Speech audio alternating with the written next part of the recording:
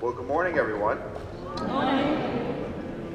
Thank you so much. And I first just want to thank Senator Spilka for those very warm and sincere remarks. And I don't think I have to tell anyone here that when we're talking about the Massachusetts Senate, the leader in the Senate on issues, policy, budget priorities for the Mass Developmental Disabilities Council, for the ARC of Massachusetts, is Senator Karen Spilka. So I want to thank her for her tremendous leadership.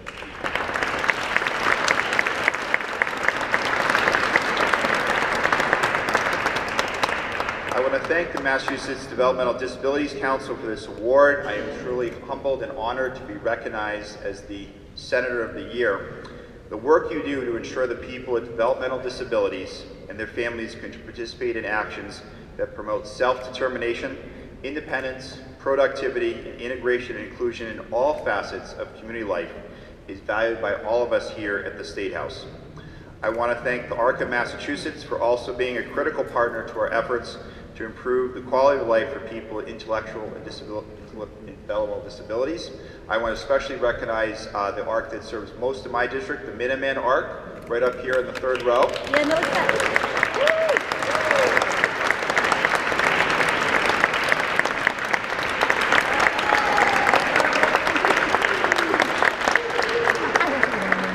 It's great to see you guys here. You inspire me each and every day. I also want to give a special shout out to Charlie Fisk, ARC's Director of Public Policy, who was always in my office advocating for budget and legislative priorities. Thank you, Charlie.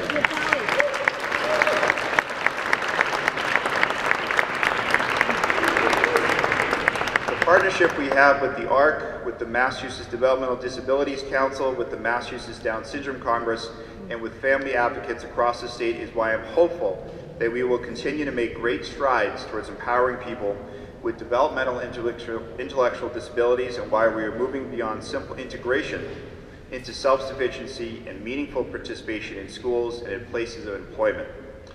Part of this advocacy has been to underscore the importance of access to affordable health care.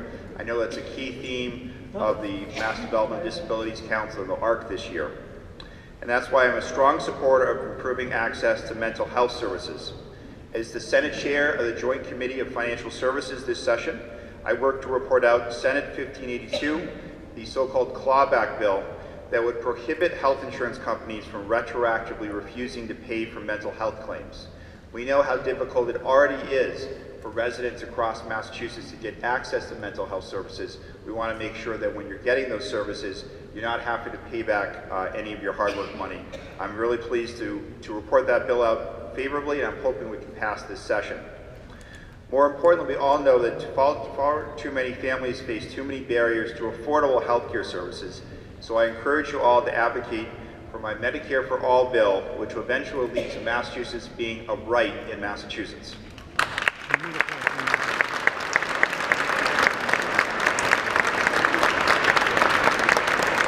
Secondly, I'm very proud to co-sponsor legislation filed by Senator Barbara L'Italian and Representative Pat Haddad and Representative Sean Garbely, an act related to creating higher education opportunities for students with intellectual disabilities, autism, and other developmental disabilities.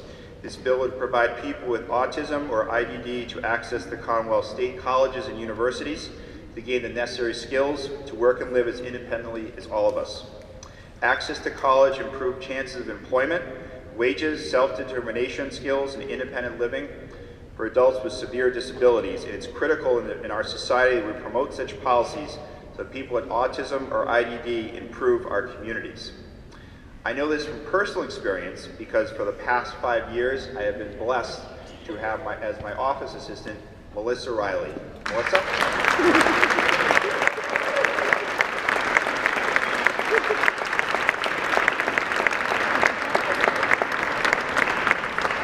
Now, I call Melissa my ambassador to the State House, and I don't think a person at the State House doesn't know her. She's also a self-advocate for the Mass Down Syndrome Congress. She does a tremendous job advocating on key legislation before us in Beacon Hill.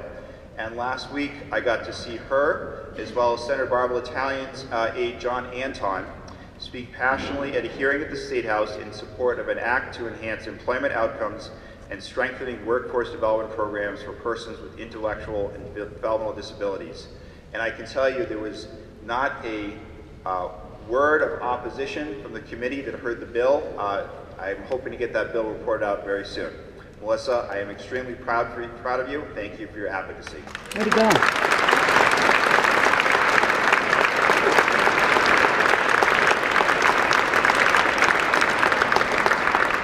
And I just want to close because as important as it is to make sure that those who have developmental disabilities are employed and have the same opportunities here at the State House, it's obviously even more critical for this to happen outside the State House.